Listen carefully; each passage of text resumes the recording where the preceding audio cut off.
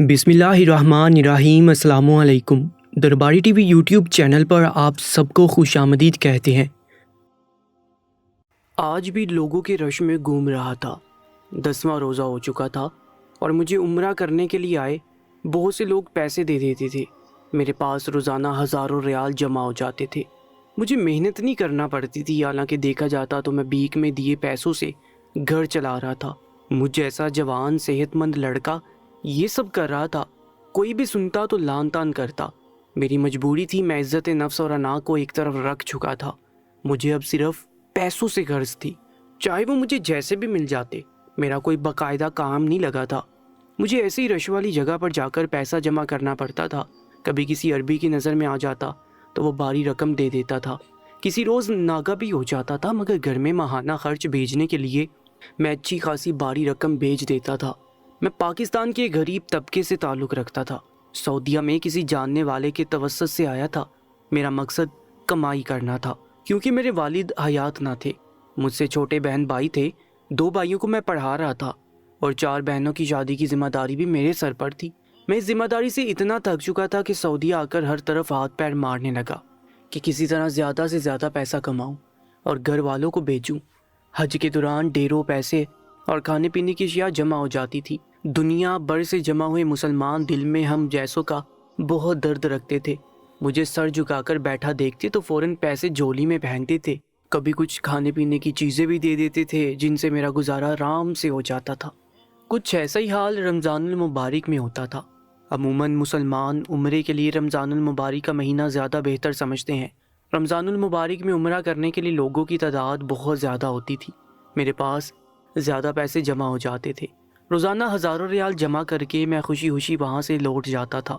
उन दिनों वैसे भी मुझे पैसों की बहुत ज़रूरत थी, क्योंकि मेरी बड़ी बहन का रिश्ता हो चुका था और मेरी माँ उसकी जल्द शादी करने के लिए जहेज़ तैयार करना चाहती थी। वैसे तो मेरी माँ बहुत सलीका शार औरत थी और कम पैसों में भी गुजारा कर लेती, मगर मैं नहीं चाहता था कि मेरी बहनों को ससुराल में किसी बात का ताना दिया जाए। इसलिए मैं भरपूर मेहनत कर रहा था। अपनी माँ से कह दिया कि जहेज़ में हर ज़रूरत की शय रखें।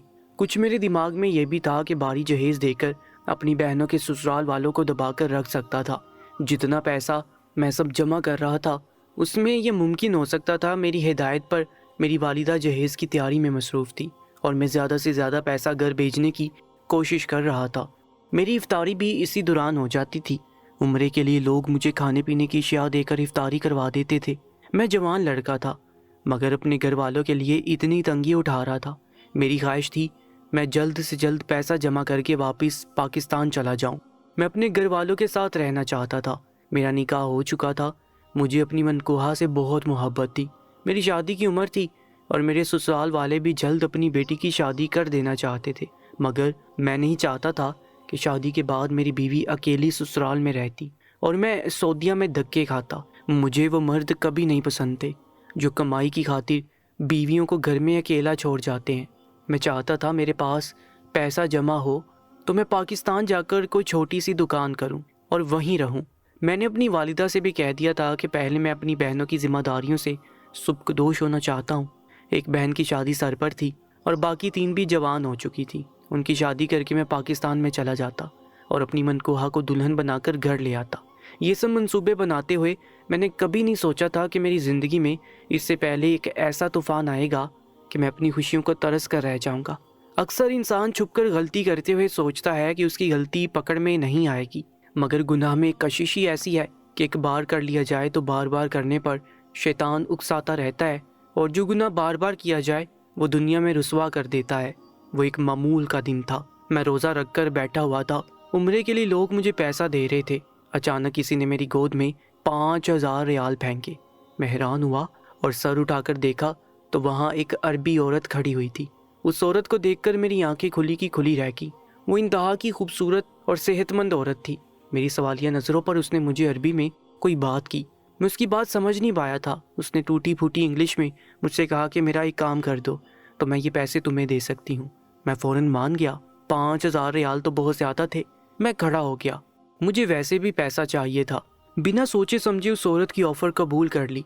वो मुझे अपने साथ ले गई और एक निहायत खूबसूरत फ्लैट में ले जाकर उसने मुझे बैठा दिया और अपना काम समझाने की कोशिश करने लगी। مجھے اس عورت پر حیرت ہو رہی تھی، اس کا حلیہ اور خوبصورتی یہی اشارہ دیتے تھے کہ وہ ایک عربی عورت ہے، جبکہ وہ نہ صحیح سے عربی بول پا رہی تھی نہ ہی انگلش میں مجھے اپنی بات سمجھا پا رہی تھی۔ میں ایک ان پڑھ سا انسان تھا جو عربی بالکل نہیں جانتا تھا اور انگلش بھی ٹوٹی پھوٹی مجھے آتی تھی۔ میں ناسمجھی سے اس عورت کو دیکھنے لگا جو مجھے بات سمجھانے کی کوشش کے بعد ناکام ہوئی تو اردو میں بول پڑی۔ کہا، کیا تم پاکستانی ہو؟ میں حیران ہو گیا اور فوراً بولا کہ جی میں پاکستانی ہوں۔ میں سمجھ نہیں پایا وہ عربی عورت اردو کیسے جانتی تھی۔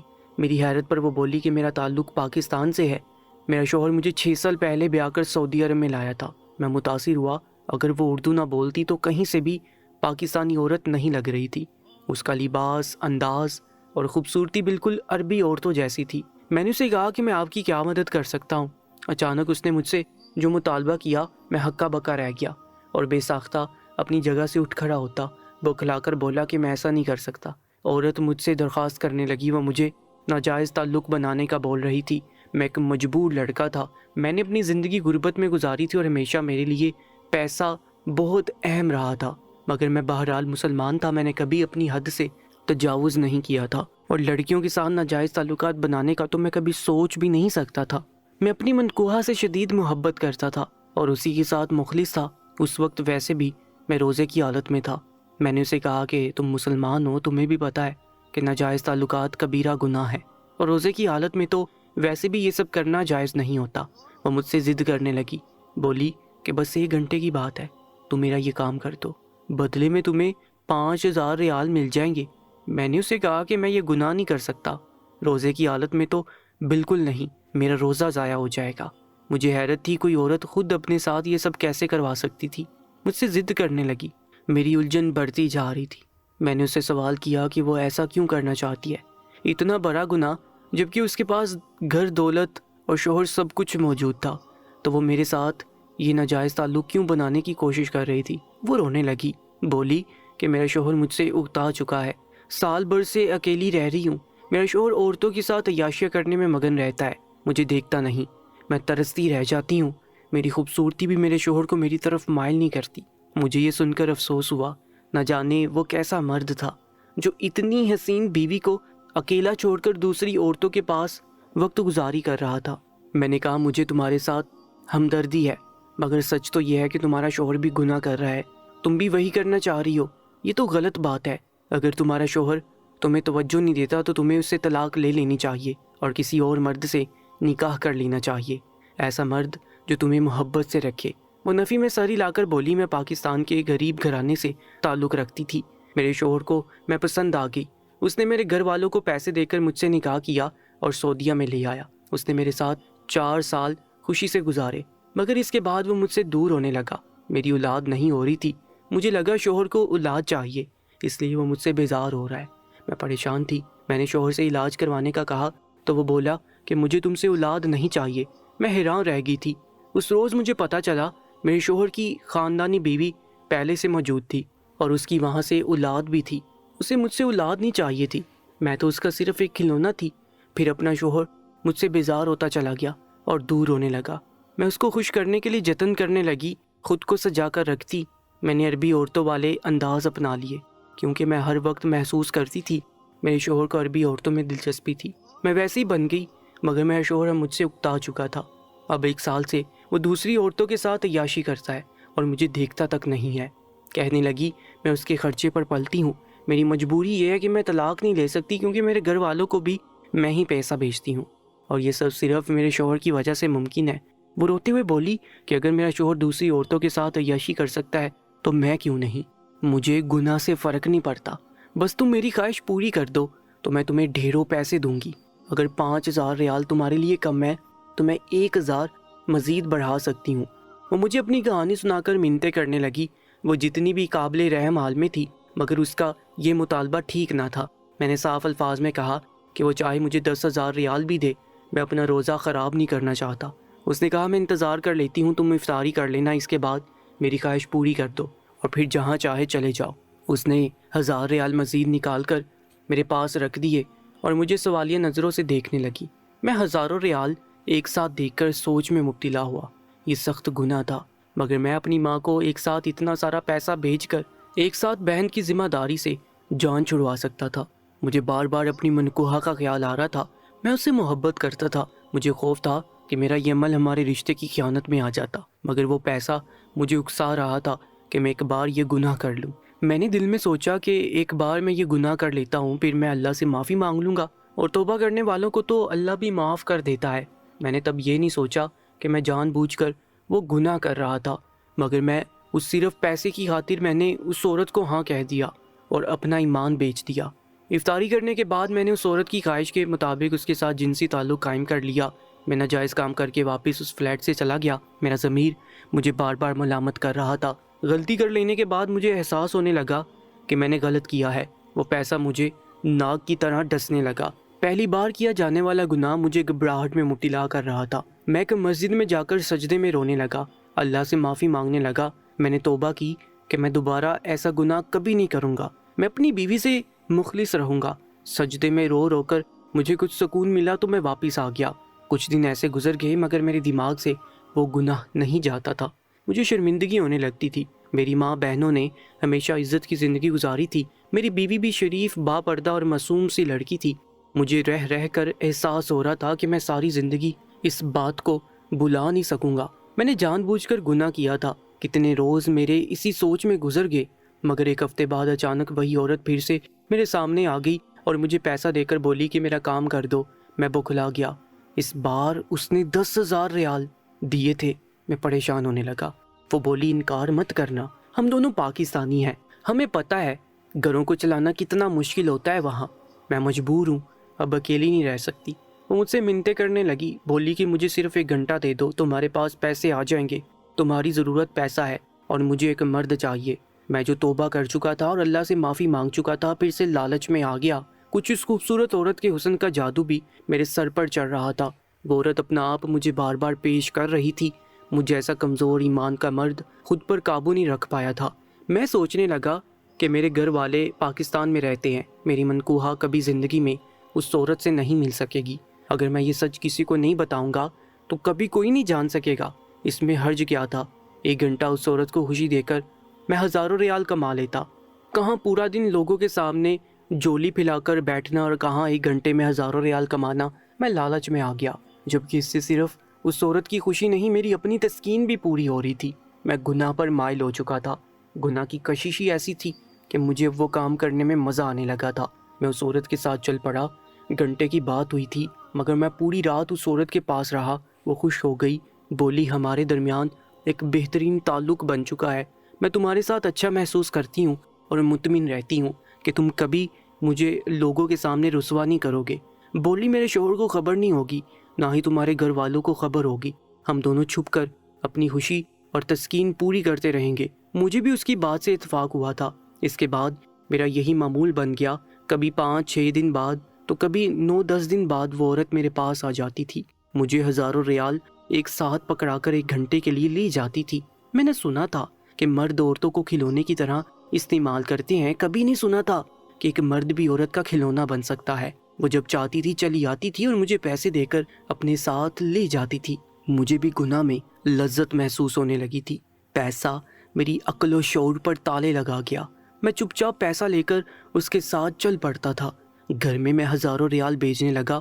میری ایک بہن کی دھوم دھام سے شادی ہو گئی اور دوسری کا بھی رشتہ ہو گیا۔ میں نے والدہ سے کہہ دیا کہ اب جلد از جلد بہنوں کے اچھے اچھے گھروں میں رشتے دیکھ کر ان کی شادیاں کر دیں اور خرچے کی بالکل پرواہ نہ کریں۔ مجھے وہ عورت مل چکی تھی اور میں جانتا تھا کہ میں اس سے جب بھی پیسہ مانگتا وہ مجھے دے دیتی، کیونکہ اس کے بدلے مجھ سے نہایت برا کام لے رہی تھی۔ میں نے اسے کبھی اس کو تنگ نہیں کیا تھا، مگر ایک بات حیران کن تھی کہ کبھی میرا سامنا اس کے شوہر سے نہیں ہو پایا تھا۔ مجھے افسوس ہوا، واقعی اس عورت کا شوہر اس کے پاس کبھی آتا ہی نہیں تھا۔ وہ مجھے رو رو کر اپنی دکھی کہانیاں سناتی رہتی اور میری رحم دلی بٹورتی رہتی۔ میں بھی اس کا ہمدرد بن گیا اور جب وہ اشارہ کرتی فوراً اس کے پاس پہنچ جاتا تھا۔ شروع میں میرے اندر جو گناہ کا احساس ہوتا تھا وہ بھی کم ہونے لگا۔ میں ہر بار توبہ کرتا، اللہ سے معافی مانگتا اور پھر سے وہی گناہ کر لیتا۔ میں یہ سوچ کر مطمئن تھا کہ انسان جتنا بھی گناہ کر لے، اللہ سے توبہ کرتا رہے تو معافی مل جاتی ہے۔ میں یہ فرق نہیں پہچان سکا کہ جو گناہ جان بوجھ کر کیا جائے اور جو توبہ بار بار توڑی جائے تو اللہ بھی ناراض ہو جاتا ہے۔ میں بھول کر ہوئے گناہ کو جان بوجھ کر کیے گئے گناہ میں مکس کر چکا تھا اور اسی بات پر مطمئن تھا کہ میں اللہ سے توبہ کر کے اپنے گناہ ساتھ ساتھ دھلوا رہا ہوں۔ میں اب بھی بھیک کے پیسے جمع کرتا تھا، مگر اب مجھے آسانی یہ تھی کہ ہفتے یا 10 دن بعد وہ عورت بھی ہزاروں ریال مجھے دے دیتی تھی۔ میں پیسہ جمع کرنے لگا۔ ایک روز میں نے اسے کہا کہ اگر کبھی تمہارا شوہر واپس لوٹ آئے اور تم سے معافی مانگے تو کیا تم معاف کر دو گی؟ مجھے اندر ہی اندر بے چینی تھی۔ اگر اس عورت کا شوہر کبھی لوٹ آیا اور اسے میری ضرورت نہ رہی تو میں اتنا پیسہ کہاں سے لوں گا، اور جو گناہ کی لذت مجھے لگ چکی تھی میں وہ شوق کیسے پورا کروں گا؟ میرے سوال پر وہ عورت ہنس پڑی اور بولی کہ ایسا کبھی نہیں ہوگا، میرا شوہر اب کبھی میرے پاس نہیں آئے گا۔ میں نے کہا مرد کا کچھ پتہ نہیں ہوتا۔ وہ بولی میرا شوہر مجھے طلاق دے چکا ہے۔ مجھے جھٹکا لگا، ایسا کب ہوا تھا؟ اس نے تو مجھ سے کہا تھا کہ میں شوہر سے طلاق نہیں لے سکتی۔ وہ بولی تمہیں راضی کرنے کے لیے مجھے جھوٹ بولنا پڑا۔ یہ سچ ہے کہ میرا شوہر مجھے پاکستان سے رخصت کروا کر لایا تھا اور مجھے سعودیہ میں 6 سال ہو چکے ہیں، مگر میرے شوہر نے مجھے 1 سال بعد ہی طلاق دے دی تھی اور یہ فلیٹ مجھے حق مہر میں ملا تھا۔ میں 4-5 سال اکیلی رہی اور اپنے گھر والوں کے لیے خود کما کما کر پیسہ بھیجتی رہی۔ میں اس کی بات پر ٹھٹک گیا۔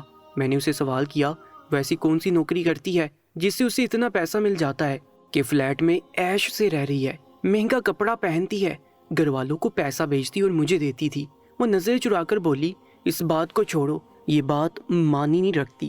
بہرحال میں نے تم سے اس لیے جھوٹ بولا کیونکہ مجھے خوف تھا کہ مجھے اکیلی عورت جان کر تم مجھے نقصان پہنچاؤ گے، اس لیے میں نے تمہیں ڈرانے کے لیے جھوٹ بولا تھا، مگر اب میں تمہیں بہت اچھے سے جان چکی ہوں، اس لیے میں تمہیں سچ بتا رہی ہوں۔